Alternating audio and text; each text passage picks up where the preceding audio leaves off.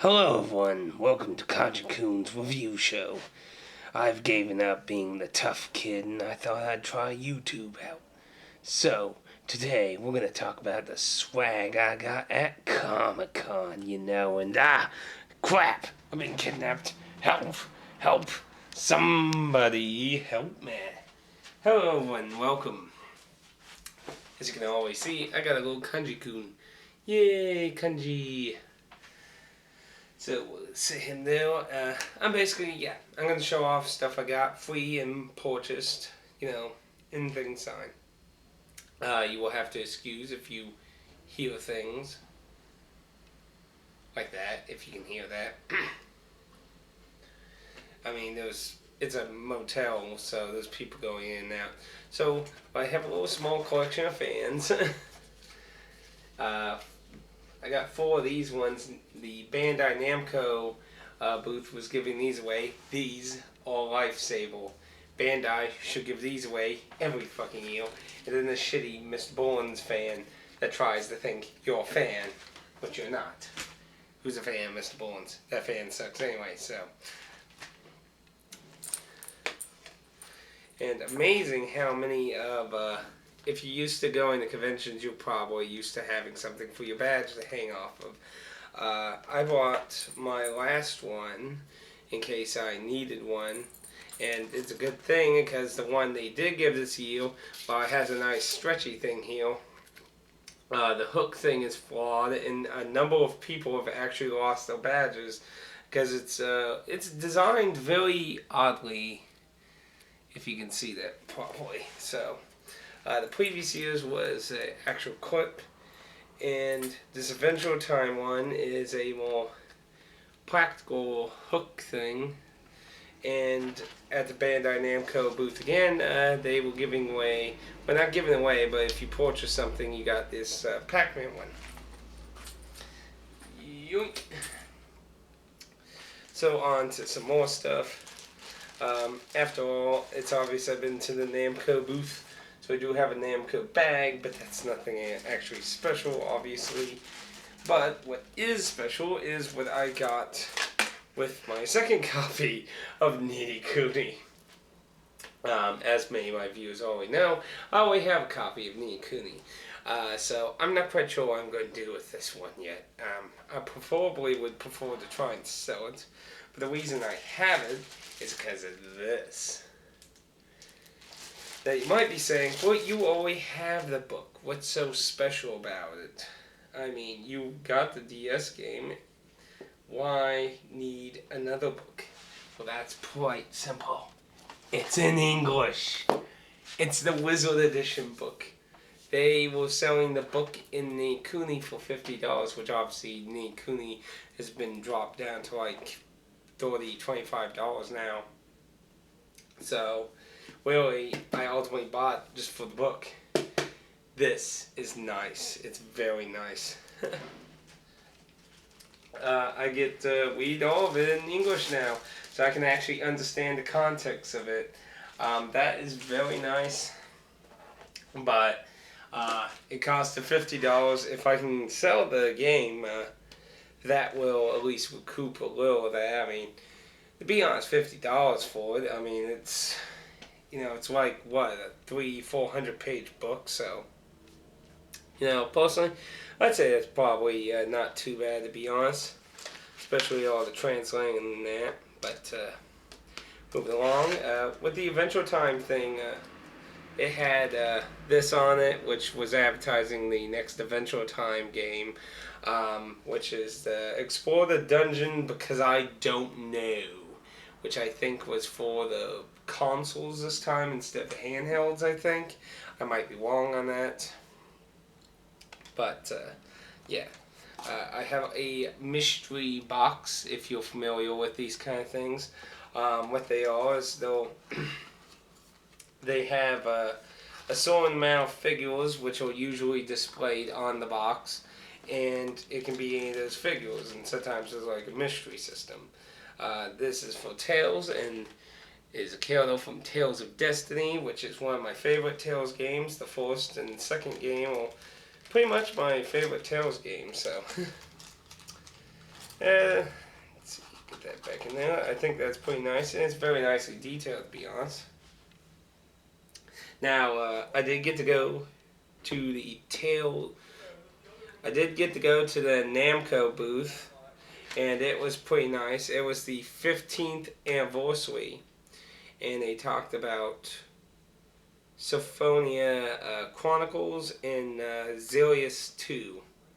And every person that attended the panel, when they left, they got the 15th anniversary soundtrack, which is very nice. I have 2 of these. So, I got 2 of them, so I will be giving one away. I also have a poster that is signed by the producer of the Tales games that is currently with my friend Tanner, but the second copy of that will also be given away. So there's going to be some Tales goodies going on. Now, there is a huge array of little button pin things that they were also giving away for Pac-Man and Power Rangers advertisement. There's a white one, a black one for Pac-Man, and I got the Pink Ranger, the Black Ranger, and the Yellow Ranger. I have a few extras of those, so I will probably give some of those away as little doodads. Oddly enough, they were also giving sunglasses away at the Namco booth, which was for Pac-Man, where it says, "Pac is back, Pac-Man in the ghostly adventures," which looks like they're really trying to push Pac-Man to a platforming kind of thing. So, now going on, I did get to attend the Sonic, Sega panel. Now the panel was focused for mobile gaming, which, to be honest, I don't know why you would make a panel at Comic-Con completely focusing on mobile, but that's why they were giving away mobile cases, one for Sonic 4, and then they gave one that just says Sega, and this one, I did not have anything from Sega that would seemed proper, the sign, so it was really the only thing I had. That is the signature of the executive producer of Panzer Dragoon, Jet Set Radio, and Yakuza. So that's definitely a keeper. I will probably give the Sonic one away because I don't have iPhones and stuff. So I'll probably just give that away. Moving on. Moving on. I do got a crap load of posters. Nothing too interesting on that one. Here's something kind of interesting though. It's a really big comic novel, and this was just being given away. I don't know how many were given away, so it's pretty interesting to get some big, thick art book thing. I would think cost a lot to print, but I haven't read it yet. I'm sure I might do something talking about maybe, because, well, it definitely is very nice. I mean, someone gave you a free manga, you know, that'd be kind of nice, yeah? Yeah? I would hope you think it'd be nice, so I might read that and give some impressions on that. I do have a lot of cards and business cards and stuff. I might show those off at the end here for anyone who might be interested in that stuff. But I'll save that for the end. I did get a Gundam catalog here. There were a lot of modeled booths, so there were some impressive Gundam models, and good lord, there was so much stuff in here. There was this little preview comic for Unity 1. I never heard of it. Let's see. I don't know. I'm not really into the whole comic scene for America for a long time. Some posters. Got a two-sided one-piece postal here. Those were some free grabs. Advertisement for the Wolf Child, which I hear a lot of people have been looking forward to. Damn, it got a lot of awards too. That's pretty impressive, actually. I might definitely have to look into that. This one I've never heard of, but it's from the creators of Cowboy Bebop and Samurai Champloo. So its art style looks very interesting. It looks like it takes place in a foreign country. That seems really interesting for an anime, to be honest. The country looks kind of like, I don't know. It has African American people in it, so it definitely takes place in a very foreign country. But I don't know if it's like Africa, because it doesn't really have any forests except for in the background. So I'm not really sure what the saying is, but it's definitely a very foreign country. That's kind of an interesting setting for anime, because usually anime either tends to be very medieval or sci-fi and fantasy-ish. A lot of times they don't really like to be very realistic a lot of times. Now, I haven't looked through this. This was some magazine they were giving out at the end. Yeah, it looks like it just has random articles. I have a few of those, so I got 3 of them, so I'll probably just randomly throw those in with things I give away in the future, if people so want them. I do have some extra the Comic-Con booklets that have information mainly about the Comic-Con events and that, but it has some stuff to read in there, so that, again, might be interesting to some people too. Anyway, on to the more main course, of course. Did I find any games? Of course there were games. Being honest, though, I was a little disappointed there wasn't as much, though. Because I remember there used to be a really big booth. I don't know if it was last year, but I know I've seen it there before. But I do have 4 games that I've gone. So I want to say what I think is the most interesting, and start with the least interesting. Come on. These are all Sega Sound imports. This one's called Sword and Sorcery.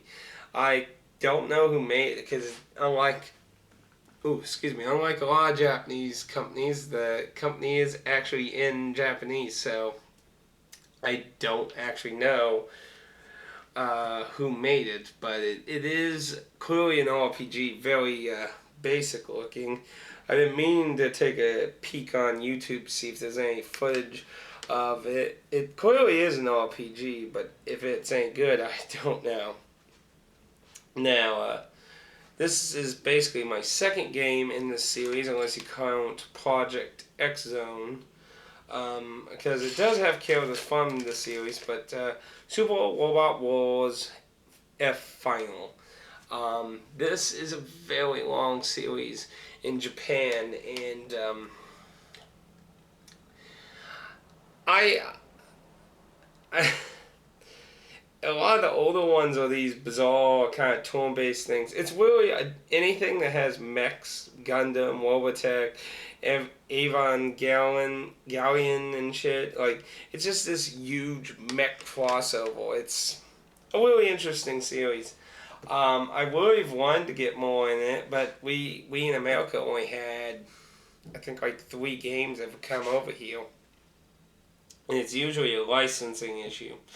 Now, this game, I'm not 100% sure if it's the game I'm thinking of, but I think this game was not liked in Japan very much, I think.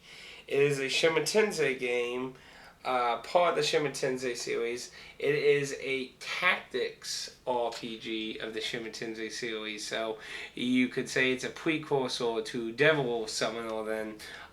If I remember correctly, this game was greatly hated in Japan, so it will be interesting to try it out. I'm pretty sure it's the game, I think it is, and these all have the booklets and that, so. And then the last one is Sakura Wars 2, which is my second game in the series now that I've gone, as opposed to just simply the American release of 5. It comes in a cardboard sleeve, which is very nice, and features a different cover, which is of course always nice, because I never get cover sleeves when they have the exact same cover. It's very nice. It has a little mini map poster and it's not a hardcover booklet, but the front and back cover aren't simply paper. They're kind of like a slight cardboard, and it's a little different for a CD-based game, in my opinion. I'll get that map out here. Show that. It's a map and a poster. If I can get it. Come on, you stupid thing. Get out. There we go.